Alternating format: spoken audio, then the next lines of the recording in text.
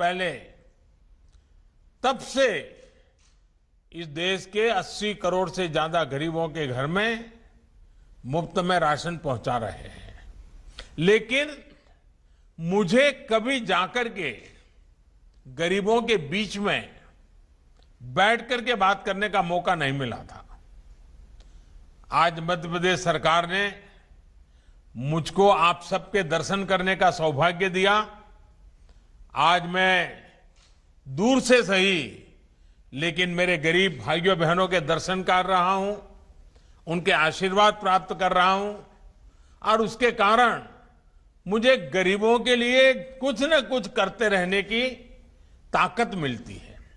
आपके आशीर्वाद से मुझे ऊर्जा मिलती है और इसलिए कार्यक्रम तो भले 1.25 साल से चल रहा है, लेकिन आज आपके दर्शन के लिए मुझे आने का मौका मिला।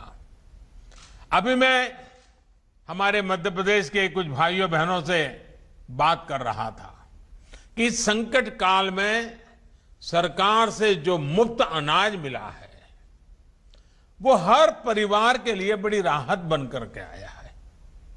उनकी बातों में एक संतोष दिखता था, विश्वास नजर आ रहा था।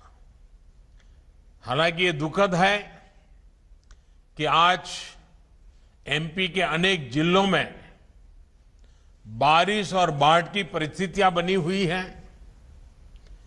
अनेक साथियों के जीवन और आजीविका दोनों प्रभावित हुए हैं।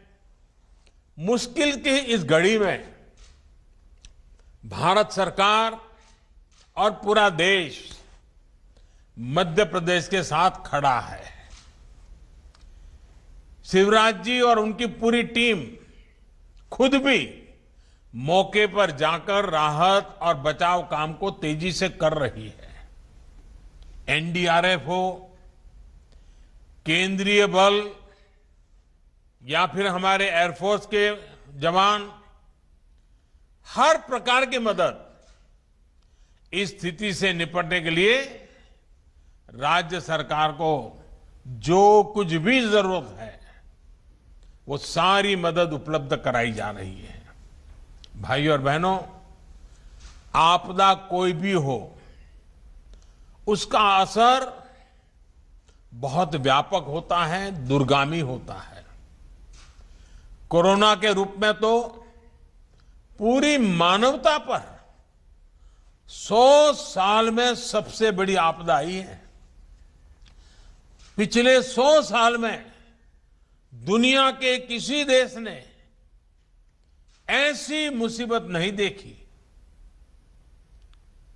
पिछले साल की शुरुआत में जब कोरोना संक्रमण फैलना शुरू हुआ तो पूरी दुनिया का ध्यान तुरंत अपनी स्वास्थ्य सुविधाओं की तरफ गया।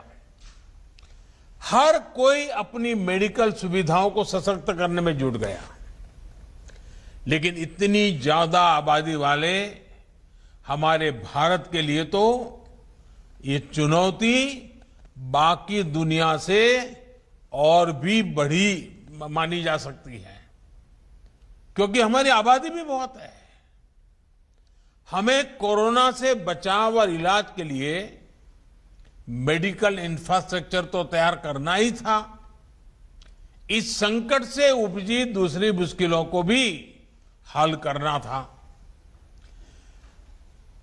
कोरोना से बचाव के लिए दुनिया भर में काम रोका गया, आने जाने पर रोक लग गई। इस उपाय से भारत के सामने अनेक और संकट खड़े होने ही थे। इन संकटों पर भी भारत ने, हम सब ने एक साथ मिलकर के काम किया।